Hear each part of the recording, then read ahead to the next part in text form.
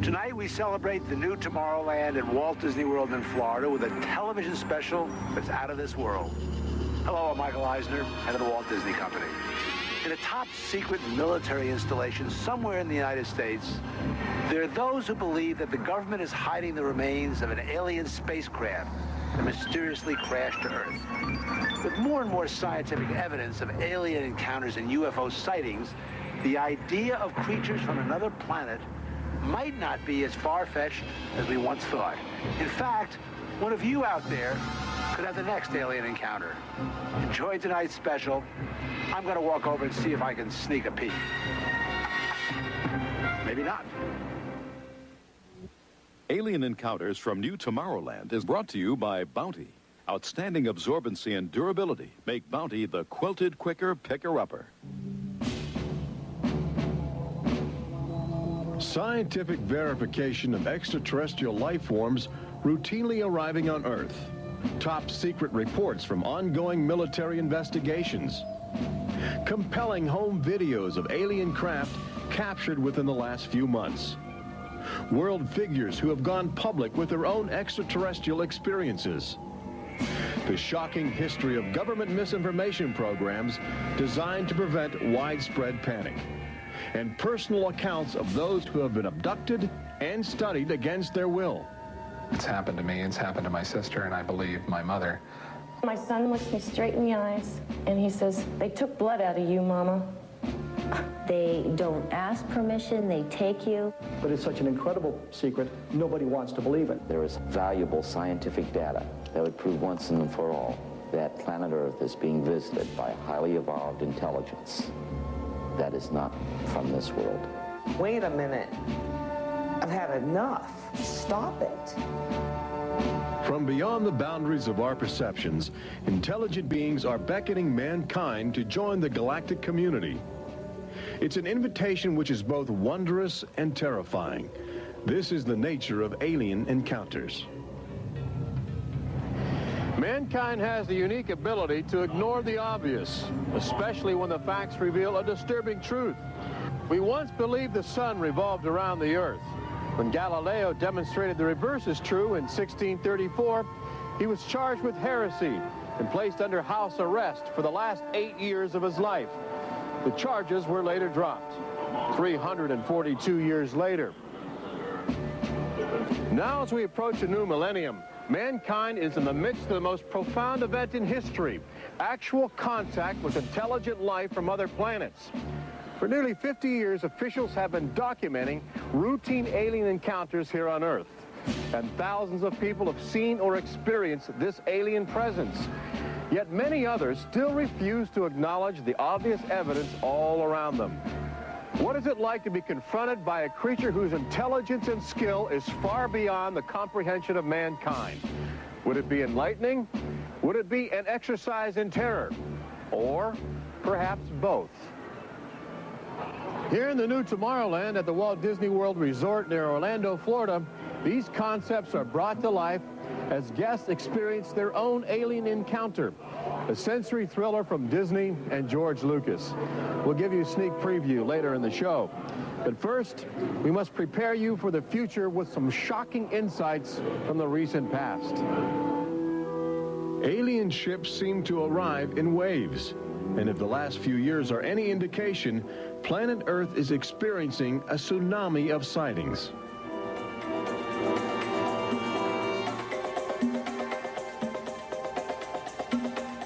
Mexico City, 1992. If you were arriving from outer space, this would be your first stop. It's the world's largest metropolitan area, easy to spot from a distance. Saucers arriving here have an affinity for military helicopters. This one was caught stalking a squadron during a national holiday celebration. Dozens of people videotaped the craft.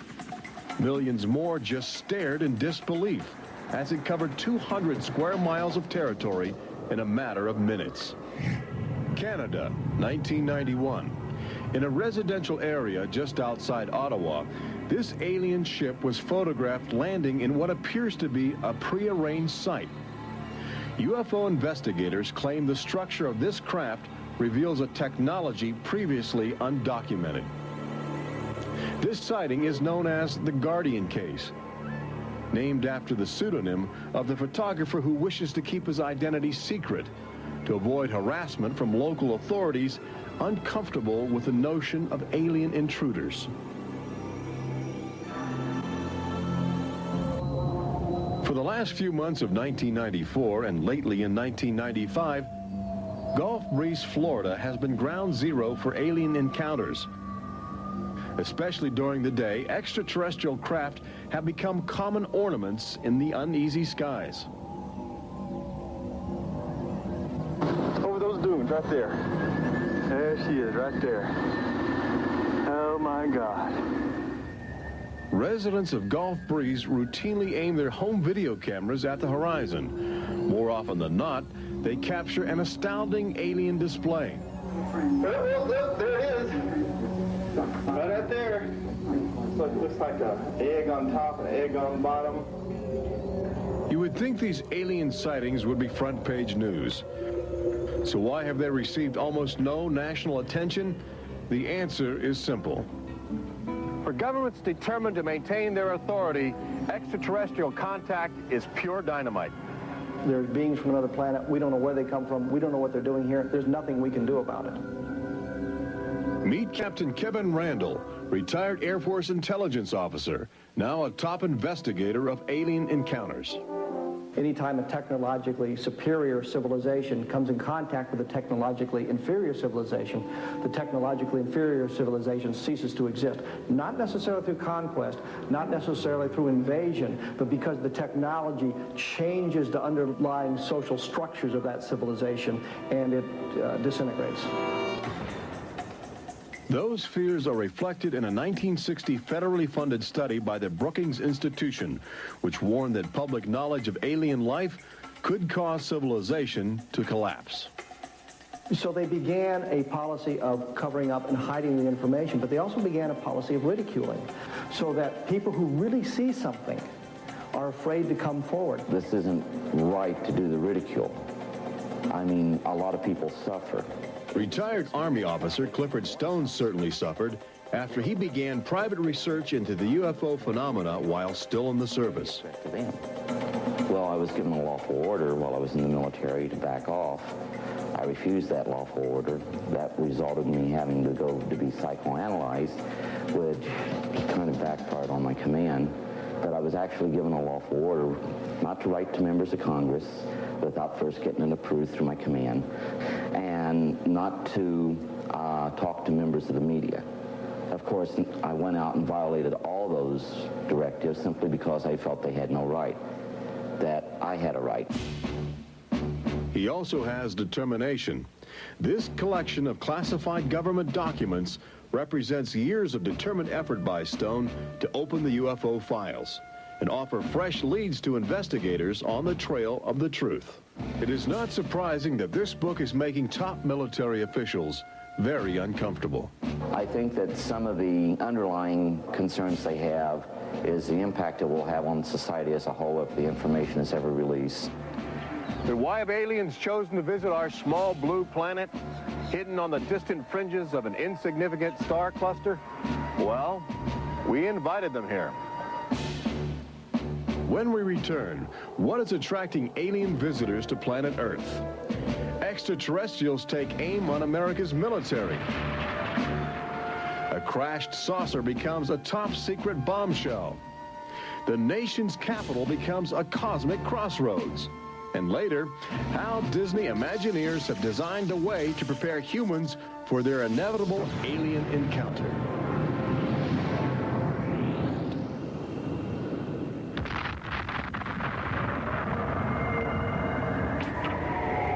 And I looked, and behold, a whirlwind came out of the north, and a fire enfolding itself, and the brightness was about it. Also out of the midst thereof came the likeness of 4 living creatures. And when the living creatures went, the wheels went by them. And when the living creatures were lifted up from the earth, the wheels were lifted up. For the spirit of the living creature was in the wheels. Ezekiel chapter 1. There have been reports of alien encounters throughout recorded history, often buried in the obscure poetry of mystics. But since the end of World War II, alien encounters have adopted a darker, more menacing demeanor. No longer just spirited lights dancing in the sky, UFOs turn more brazen, announcing themselves with surprising ferocity. Most alien activity on Earth in this century seems to have been sparked by the single most profound technological achievement in human history.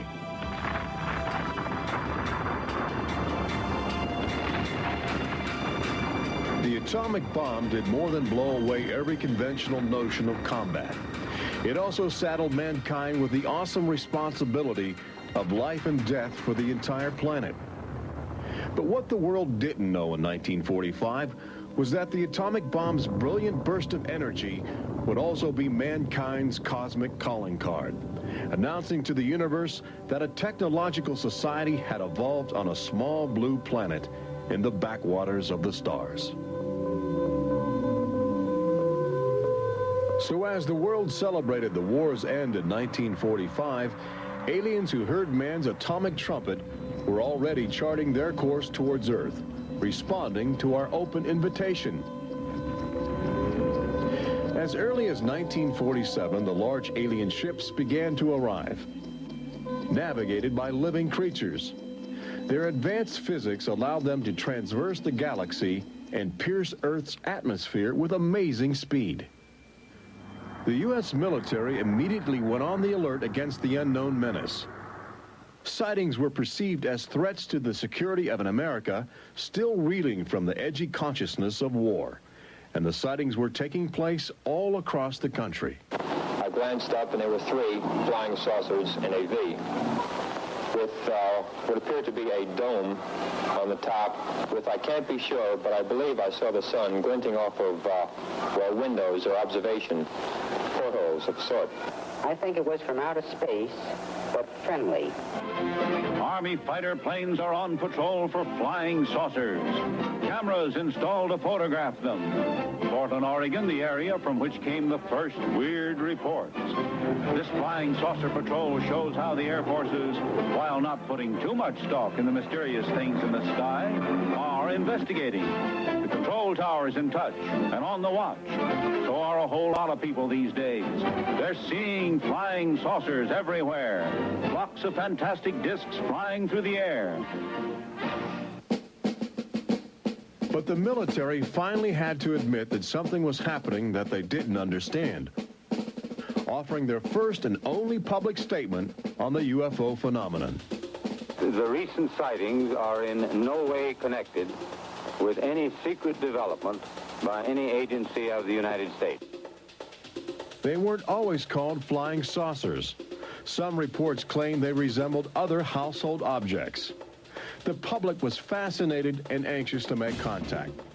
But our official response remained aggressive, sometimes sparking deadly games of high-speed, high-altitude cat and mouse. National Guard Captain Thomas Mantell played that game and quickly became a grisly statistic. His last words, as Mantell soared at an altitude of 20,000 feet, are a chilling commentary on the power of the alien ships. I'm closing in to take a look. It looks metallic and of tremendous size. It's going up now as fast as I am. That's 360 miles per hour. I'm going after it. Moments later, Captain Mantell's mission had ended. Occasionally, the tables were turned. more than one alien craft crashed and was recovered for secret U.S. military research. The most famous case took place in July of 1947, just outside the community of Roswell, New Mexico. Famous because local officials openly admitted they had retrieved an alien ship before their commanders instructed them to keep the story confidential. What you can't explain, they reasoned, you must deny. July of 1947, the Army Air Forces at Roswell announced we had captured a flying saucer. You can say our government announced in July of 1947 they had a flying saucer. 3 hours later, they announced, no, it's merely a weather balloon. The officers at Roswell made a mistake. But our government has come forward and said, yes, we had a flying saucer. Then they took it back. Any one of your viewers can go back to the newspapers on July 8th, July 9th of 1947, and just front page headline after headline that the government had captured a flying saucer. Don Schmidt from the Center for UFO Studies in Chicago is convinced that the Roswell case is the linchpin in America's ongoing alien cover-up. We have over 550 witnesses. They were there. They handled the debris. They saw the craft. They saw the bodies. They handled the crew members of that craft. And invariably, they all say, this was not from this earth. This is the actual site where the Roswell saucer was discovered, along with the bodies of 3 extraterrestrial missionaries who didn't survive the collision. The debris and the dead were impounded and taken away for top-secret study, while a classified investigative committee called the Majestic 12 was organized by President Truman. And a government cover-up was initiated with a calculated disinformation campaign. The military, I know for a fact, has established what's called disinformation programs, officially sanctioned deception programs. This is covered by a regulation at Department of Defense level that's secret. This is the case with the unidentified flying objects. I cannot say that the Roswell incident was a cover-up, but I can certainly say that the government back then and today acted like it was a cover-up and has been subject to being accused of a cover-up. The flying saucer debris at Roswell was attributed to a downed weather balloon. There was no explanation for the alien body parts among the wreckage. Before long, other sightings were dismissed as optical illusions caused by electrified swamp gas, with elaborate demonstrations staged for newsreel cameras to back up the claim. But while the Pentagon refused to publicly admit aliens had arrived on Earth, their top-secret internal memos told a different story, even detailing the various ships and the creatures they had autopsied. Meanwhile, the American people fell in love with flying saucers, sensing something playful in their alien design. Before long, even the military seemed to fall under the trance of the UFOs. Government inventors began to mimic what they were seeing in the sky, in a strategy to stumble upon the secrets of advanced alien technology. These rare films chronicle those primitive efforts. At a symposium conducted by Princeton University, weird and wonderful flying machines developed for the Army go through their paces. The flying scooter, for instance, with only a 7-horsepower motor. Or this flying what have you. Just count your fingers after starting the fans.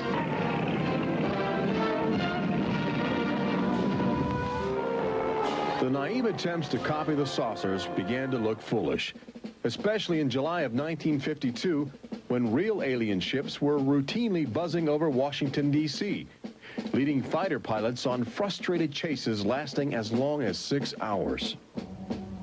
It was the first time since the War of 1812 that our nation's capital had been successfully invaded by a foreign power. By the early 1960s, UFOs were having a chilling effect on our defense operations. Their tremendous speed often caused them to be misidentified as incoming intercontinental ballistic missiles, putting American air bases on red alert. There needed to be some way for the U.S. and the Soviets to distinguish between nuclear attack and alien visitors. The weapon is installed in the Pentagon, but it's a weapon of peace. This is the teletype that will operate at the U.S. end of an open line to Moscow. This link, it is hoped, will help avoid misunderstandings that could possibly trigger a catastrophe. Now, a president could be in touch with the Russian premier in a matter of seconds. The hotline between Moscow and Washington was set up so they could go ahead and make last-minute pleas that we're not attacking you and you're not attacking us. The purpose for this was to ensure that a nuclear war would not be touched off by a UFO appearing on the scopes and being mistaken for enemy aircraft. The hotline eased some international tensions, but it didn't halt the interaction between the military and the aliens, which continues to this day. November of 1975, essentially every SAC base in the United States was visited by UFOs. We have reason to believe that the UFOs went ahead and had some effect on changing the codes within the missiles, within the launch control facility, to change where the missiles would hit. 1976, September, Iran, 2 F-4s tried to intercept a UFO and shoot upon the UFO. The weapon systems of the planes go dead. The communication systems go dead. These are just 2 examples of cases which sound like they came out of science fiction, but in reality, they're from government documentation. Documents released by the State Department. The main engines up and burning. September 1991, Space Shuttle Mission 48. Commander Clayton and his crew point their cameras at the planet's horizon for a live broadcast to Earth. Many viewers noticed an alien ship playfully cavorting around the shuttle at tremendous speeds. NASA still refuses to acknowledge the incident. But since that time, the space agency no longer allows public access to live unscrambled television signals from shuttle missions. Currently in 1995, the Federal Emergency Management Agency trains personnel with a manual that suggests techniques in communicating with extraterrestrials encountered in the line of duty. This document is in marked contrast to a federal law passed by Congress in 1969, which makes it illegal for any American to have contact with an extraterrestrial, punishable by a $5,000 fine and a year in jail. Ironically, both documents were composed by a government which refuses to publicly admit that there is intelligent life on other planets. Indications are that government, military, and scientific leaders will soon release nearly a half-century of official documentation of ongoing alien encounters on Earth. Perhaps they feel it would be too embarrassing not to reveal the truth before the truth reveals itself. But these FBI files acquired through the Freedom of Information Act outline nearly 50 years of UFO reports investigated by federal agents all across America. Overwhelming evidence that something sinister is at work. But look carefully. The torn pages, the ragged copies, the large areas blacked out in an effort to keep secrets locked away. If we are keeping information, which I am certain we are, from the American public on unidentified flying objects, then we're wrong. Government has an obligation to the people to tell the truth. No matter what that truth might be, the people have a right to know that planet Earth is being visited by a highly evolved intelligence that is not from this world.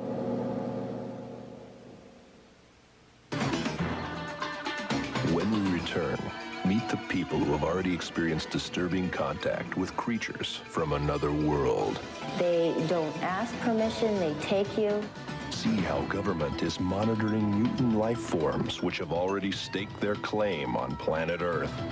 And join Robert Urich on the fringes of the future in Walt Disney World's Magic Kingdom as Disney Imagineers prepare the public for their inevitable alien encounter. Encounters from New Tomorrowland.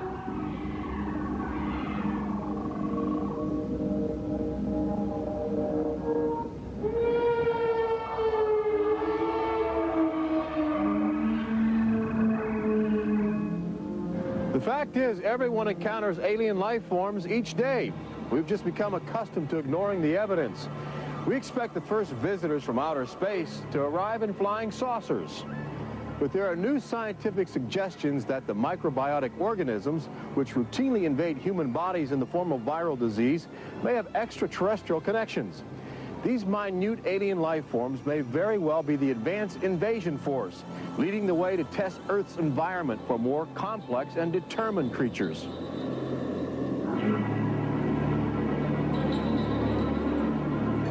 The idea is not new. Arrhenius, a Swedish chemist who died in 1927, first proposed the theory of transfermia, the notion that life is universally dispersed, possibly carried by cosmic winds across the vast expanse of the galaxy in the form of viral spores. Uncovering this mutating alien life is an ongoing government project carried out by scientific teams at NASA. They begin by collecting meteors which have landed on the barren landscape of Antarctica. Here, low temperatures preserve the alien life clinging to 4 billion-year-old cosmic debris. In a specially sealed clean room at the Johnson Space Center, these crude interstellar spaceships are carefully dissected to extract the biotic matter inside. Amino acids, a kaleidoscope of organic compounds, and the chemical catalysts of life are analyzed with sophisticated gas chromatographs and mass spectrometers. Life is plentiful in the universe and eerily tenacious. Lately, scientists have found extraordinary numbers of unknown organisms which have gained a biological foothold where we once thought survival would be impossible. They grow in deadly ammonia gas. They are resistant to ultraviolet radiation. They thrive inside the radioactive cooling systems of nuclear power plants. And they can even survive the vacuum of space, reanimating themselves when air and water become available. Riding inside the stone cocoon of a meteor, life can travel virtually anywhere, and a good deal of it lands on planet Earth. But just as we explore the genetic package of alien life, visitors from space are routinely examining human specimens, abducting men, women, and children in order to conduct disturbing biological experiments. Very, very few people who've had the experience are willing to talk about it publicly. There is such a kind of ridicule factor. Bud Hopkins, researcher and author of the best-selling book Intruders, is America's leading investigator into the alien abduction phenomenon, and largely responsible for bringing the astonishing situation to the nation's attention. The most important thing about this, I think, in studying it, is to realize that there are very distinct patterns. This is not just a box full of crazy experiences which are mutually contradictory. The patterns start this way. People are abducted first in childhood. When I go back into my memory, I don't know a day without them. And they are then re-abducted over many, many, many years. When I saw this light on the freeway, my first reaction was, oh my God, not again. I grabbed the side of my bed like, no, you're not gonna get away with this. You're not gonna get away with it this time. Then I feel lifted off of the bed, and the next thing that I remember is being on a table or a bench and these beings surrounding me. Samples are taken from the skin, and there are very distinct scars that result from these biopsies, whatever we want to call them. I have a scar on my hand. It seems to be a triangle shape that's a half an inch by half an inch if you were to measure it. They were just red and blistery and kind of in a large equilateral triangle on each foot. The basic, most common mark is what we call a scoop mark. It's a circular depression, as if the aliens have used a little tool and removed a layer of cells. On my upper left inner thigh, I have two marks. There's a series of two. They're about 1/8 of an inch deep and about 1/4 inch in diameter that people call scoop marks, for lack of a better term. Often an object is inserted in the nostril or behind the eyeball or in the ear, which we believe to be implants. On my shin, between my ankle and my knee, were two puncture marks. In fact, I hesitate to call them that because they were larger and deeper. They were like two holes drilled vertically along my shin into my leg, and that frightened me deeply because I have no idea how those got there. I could only speculate as to why they were doing that, although I do know that, bone marrow contains genetic material, blood. They're interested in who you are genetically. They seem to be desperate for our genetic material, our DNA, our particular genetic makeup, as if they have reached some point of, let's say, some point of no return in their evolutionary development, and they need to revivify themselves through something they can get from us, a more primitive and perhaps more robust species. People generally describe one particular type of figure as the basic alien type, which is a small figure, 3.5 to 4.5 feet tall, huge head, huge black eyes, hairless, grayish-white skin, just a tiny slit for a mouth that doesn't move, and so forth. I'd say that accounts for about 85% of the descriptions. There's some that are very, they talk about the reptilian being like sexually aggressive, and then there's some that look like praying mantis that are very mean and very violent. It is a violation of your body. It's a violation of your space. They don't ask permission. They take you. On this earth, when you are raped, when you are mugged, even if you don't see that person that is doing you bodily harm, you have somewhere to go. You can go to the police and at least give a report whether they do something or not. You have somewhere to go. But in this case, you have no one to talk to. You have no one to say, this has happened to me. I've been so violated. You don't even know. And you're not ready for this. My love life went to hell. My schooling went to hell. Everything went to hell. And it's terrifying, it's not fun, it ruins your life because you have nowhere to go. Twinkle, twinkle, little star, how I wonder what you are. Up above the world so high like a diamond in the sky. Makes me want to cry.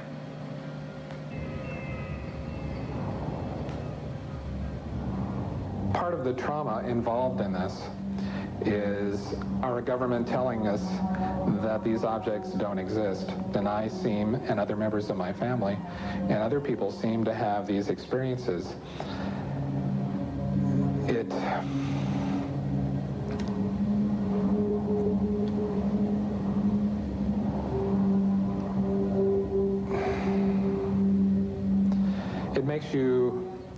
makes you doubt your sanity. The range of people who have had abductions around the world, because it is a global phenomenon, is just, it's a total range. I've worked with people who are of Oriental backgrounds, African-American background, Hispanics.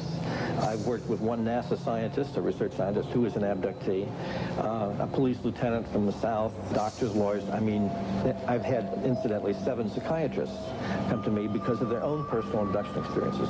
The phenomenon affects people from all walks of life. And it has a dramatic effect on families. Debbie and Terry know firsthand. Both are ongoing abductees with deep concerns about the chilling connections between aliens and their children. I thought this was mental illness. Then my son started speaking about little airmen coming into his room and taking us up, and there was even one point where he said, "They took blood out of you, Mama." He wanted guarding all the time. He wouldn't go to bed at night unless I slept with him. He was angry. And the other thing is he started setting traps. One night my husband came home from work and there's these little colored stones all over the garage. And Dale, my husband, said, "What is this for?" And he says, "Well, this is when the airmen come, they slip and fall on their butts." The interesting thing about children is a sort of innocence about their perceptions. I will present these cards of different heads, and there's Santa Claus, Batman, policeman, a clown, Ninja Turtle, an alien. what we do is to see how the child responds when we get to the alien face.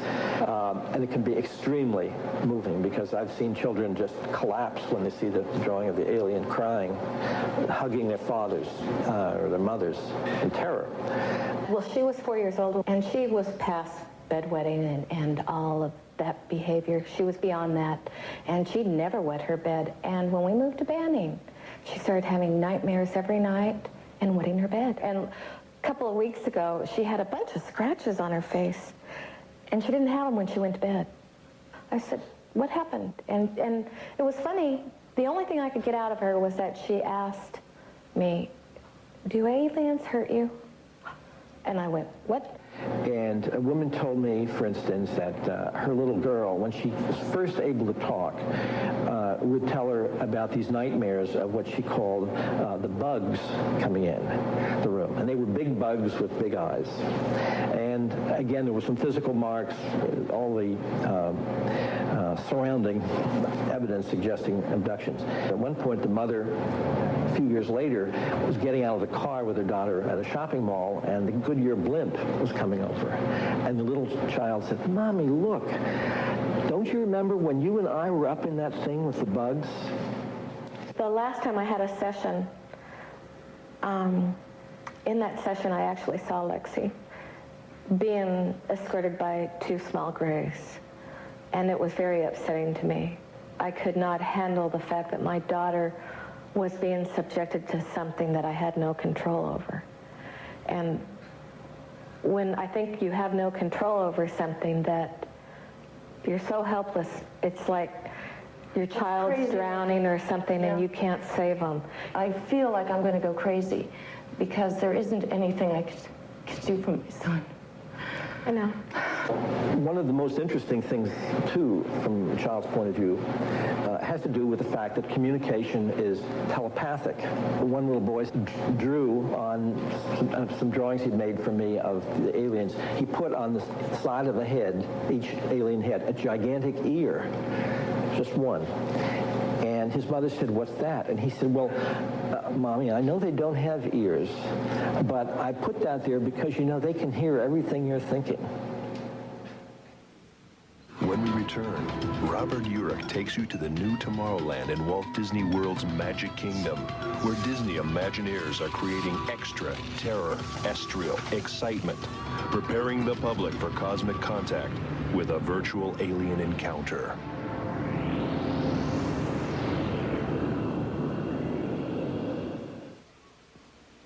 An official UFO sighting report, one of thousands compiled over the last few decades. This particular report from October 1969 was filled out by Jimmy Carter. He was still governor of Georgia at the time. He witnessed a luminous object suspended in a twilight sky. Later, when he assumed the office of President of the United States, his staff attempted to explore the availability of official investigations into alien contact. As this internal government memo illustrates, there are some security secrets outside the jurisdiction of the White House. We investigated lights in the sky for over 20 years. We didn't get anywhere. We have over 100,000 cases from over 160 countries in our files at the Center for UFO Studies in Chicago. When you actually take the time to look at the official record, look at the classified, disclosed documents on the phenomena, and I'll guarantee you'll walk away saying, why weren't we told about this? And why were we told something else altogether? We've all been indoctrinated to have this knee-jerk response just to that term, UFO. We have to ask ourselves, who started it?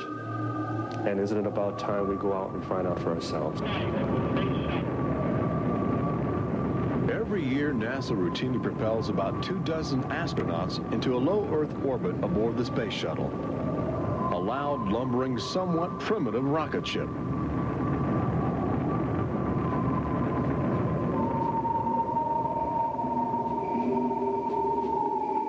But most Americans will likely explore outer space aboard crafts of alien origin.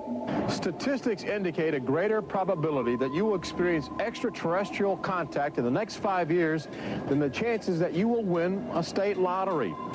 But how do you prepare for such an extraordinary event? Here in the new Tomorrowland at Disney World, scientists and Disney engineers have brought to life a possible scenario that helps acclimate the public to their inevitable alien encounter. Welcome to the new Tomorrowland Convention Center in the Magic Kingdom, where humans can enjoy their first taste of the future, as well as advanced extraterrestrial technology, and begin to understand the disturbing facets of alien intelligence. Access Technologies, an interplanetary manufacturing and marketing conglomerate, is one of the first alien firms to take advantage of this showcase facility in New Tomorrowland, introducing humans to technology which promises to seize the future.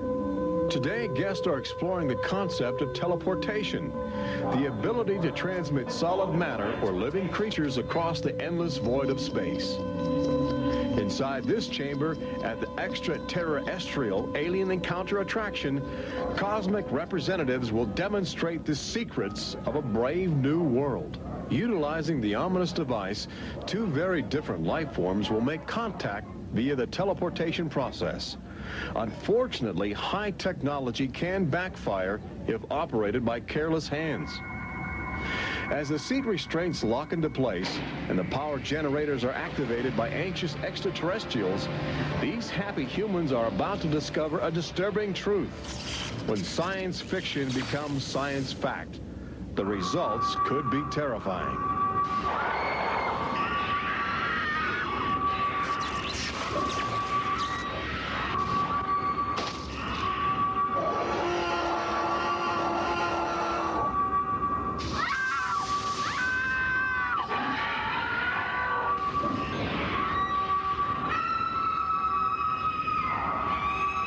Alien Encounter opens at Walt Disney World summer 1995.